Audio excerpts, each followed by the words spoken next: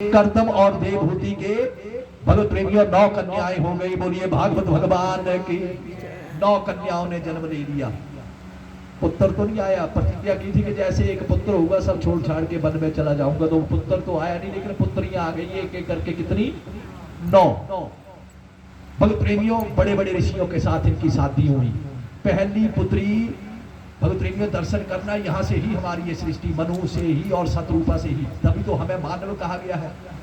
और जो हमारे सनातन विरोधी आज भी कहते हैं कि मनुवादी है, भगवत प्रेमियों अगर वो मानव नहीं तो कौन है? अगर वो मनु के पुत्र नहीं तो कौन है? वो अपने आप को क्या सिद्ध करना चाहते हैं? बोलिए भागवत भगवान ने की। इनके यहाँ पर भगवत प्रेमियों पहली पुत्री हुई कला, जिसका मरीचि ऋषि के साथ विवाह हुआ। बड़े बड़े ऋषियों के साथ इनके शादियां हुई। भगवत प्रेमियों इनके यहाँ पर 2 पुत्र हुए, कश्यप और पूर्णिमा।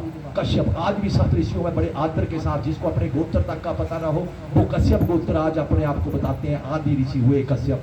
भगवत प्रेमियों दूसरी पुत्री अनुसुईया, जिसके बारे में आप सभी जानते हैं, अत्रि ऋषि के साथ विवाह हुआ, जिन्होंने ब्रह्मा विष्णु और शिव तक को छोटे छोटे बच्चे बनाकर जो था वो पलने के बीच में डाल दिया था। बोलिए भागवत भगवान ने की। एक बार देवऋषि नारद जी ने तीनों देवियों को जाकर, ब्रह्माणी, लक्ष्मी और पार्वती को जाकर कह दिया कि आपसे भी सुंदर और पतिव्रता नारी जो है वो पृथ्वी लोक में अत्रि ऋषि के यहाँ पर रहती है, तो तीनों को ईर्ष्या हो गई। बोला ऐसा नहीं हो सकता। अपने तीनों पतियों को उसके पतिव्रत धर्म की परीक्षा लेने के लिए जो था वो आज अत्रि और अनुसुईया के द्वार पर भेज दिया। भगवत प्रेमियों तीनों ब्रह्मा विष्णु और शिव जो थे वो उस अनुसुईया के आगे खड़े हो गए। भिक्षाम देही।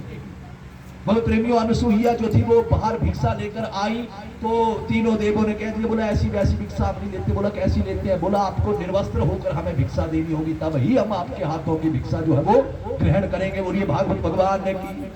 भगवत प्रेमियों